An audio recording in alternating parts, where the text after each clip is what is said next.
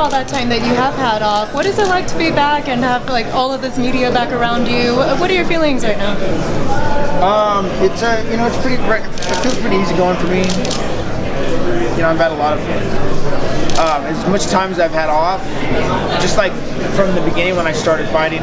I feel like the exposure of this of MMA, mixed martial arts, is it's kind of multiplying, and it's I was doing this way before it was cool, and that's why I'm here today, and so no matter, it just keeps everything just keeps adding on, people recognition, and it just it's never ending really. I don't think even after the fight right now, people are still going to be talking about my fights, because I did, I've been out fighting for a while and headlined a lot of events that people bought, paid for, and showed up for, and so they know who they're coming to see nowadays. So but so it's just it comes natural for me, which is fine. So Nick, you've been out for a while. What's been the biggest motivating factor for you to return to the UFC and to return to fighting? What was the? You've been out for a while. What's been the thing that motivated you the most? Yeah.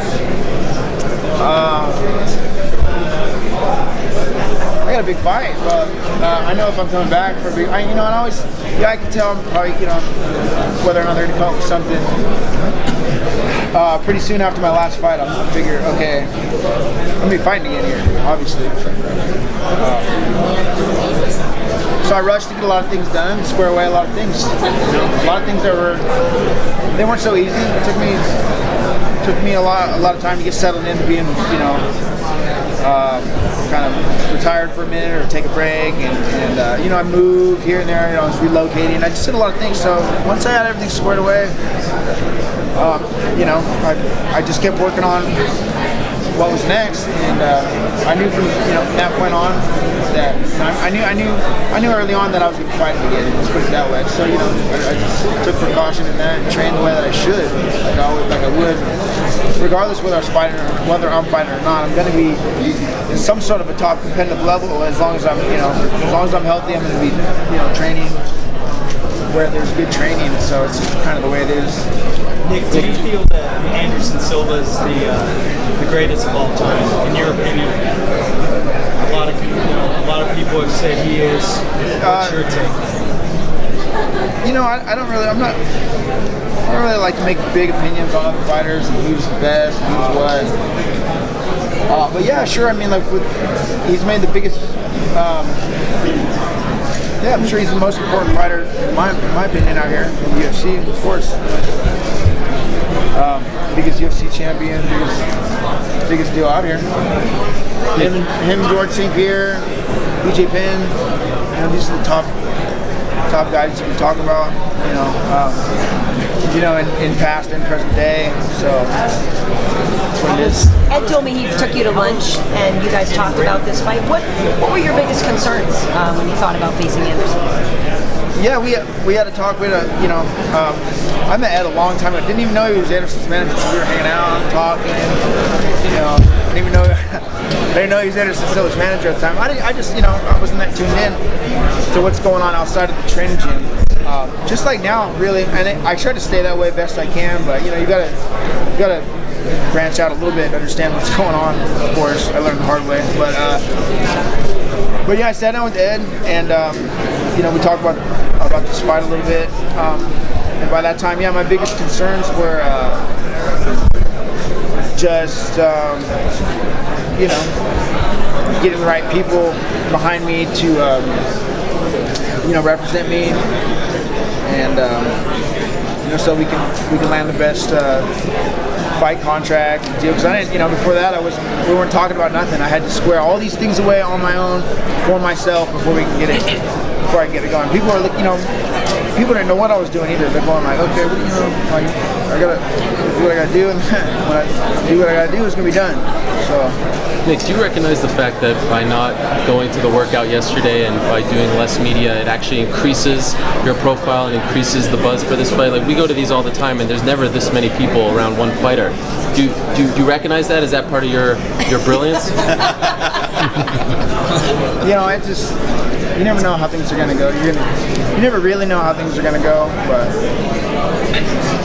you know, yeah, of course I'm gonna try to cancel out possibilities of what's gonna happen. You never know what's gonna happen, but you know, I know you're gonna get something. It's gonna be some ups and some downs with either direction, but there's always somewhere to go. You know, there's always a way. There's always a way to go.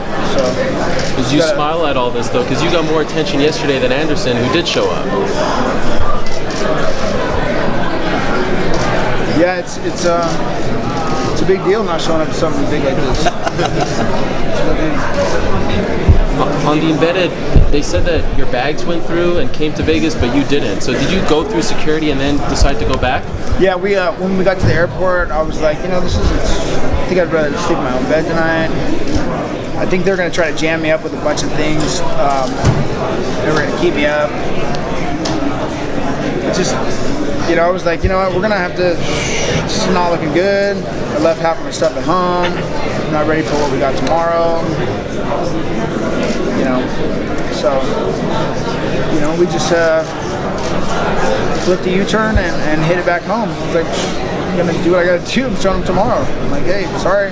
You know, that's inconsiderate to the other fighters. I'm sorry. Hey, you know, you go out there, you do 30 fights, 40 fights, whatever. You know, fight some of the best guys out there. Maybe, you know, I don't know. I'm not trying to say like I'm special. I'm trying to say that, you know, I can take what I can get, do what I got to do. That's all I can tell you. And so people want to say, oh, that's all irresponsible. I'm like, hey, look, it's irresponsible for me to go out there and take an ass whooping, which is probably going to happen regardless, whether I win or I lose, just like in every fight I've done. So it's not like I don't anticipate the worst case scenario going out there, just like I always do and always have. I'm not going to sit here and tell you, oh, I'm going out there, I'm winning, I'm not this guy, you know, done what I've done, and you do it, you know, and you don't know what I'm coming with, you know, all this, you know, all this crazy talk. So, because that would be crazy. I'm not trying to give you that. I'm just trying to tell you what's really going on for you. So, did you get your bags? Sure. Yeah, I had people here waiting on me to pick up. Stuff like that. Did you change a lot in your camp before this fight? You know, you're saying that you've had some changes behind the scenes and stuff. Are things different for you now, camp-wise? Yeah, sure. Things are always different, and that's a good thing because you know you shouldn't be doing the same. You know, always making changes. You want to keep what works. That's always something you want to keep in mind. Keep what works, but you know things are always going to be changing. If not with you, then what's going on around you. So yeah, of course, you know. And with change, there's ups and downs too. You know, there's good and bad with everything. So, who's your head coach now? You know, I've always been kind of my head coach from day one, but I've always had a lot of coaches. I've always had, you know, a brilliant jiu-jitsu instructor and coach, Cesar Gracie, and I can say the same as far as my Sambo instructor, Valerie Ignatov. I've had some excellent training partners from the very beginning. I used to train with a guy named Steve Heath. He was a knife expert. He was a karate expert. He was a jiu-jitsu expert. He fought Chuck Liddell. Beat a whole bunch of other guys that were, you know, back in the day that were, you know, when it was what it was before it was on, you know, pay-per-view before it was on TV in any kind of way. You had to buy it on pay-per-view. It was just, you know, UFC 10 to 23. And that time when I started training, you know, started fighting, training for fighting. You know, I was training with some pretty important people back then, and I recognized it wasn't like I don't. You know, I learned real early on to know where I come from, and you know, that's something that's carried on. So you know, I know where I come from, and you know, you're not gonna fool me with this or that. You know, I'm not gonna buy into no hype. I understand what's going on.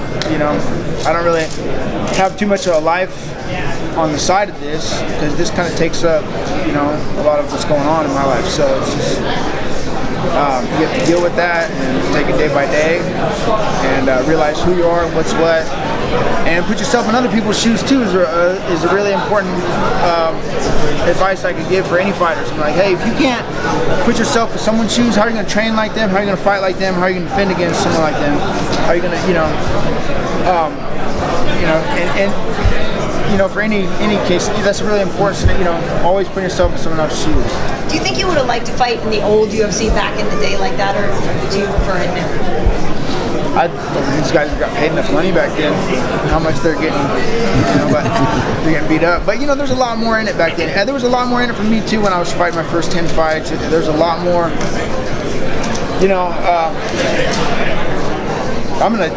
I'm just the way I'm programmed is to do is to fight.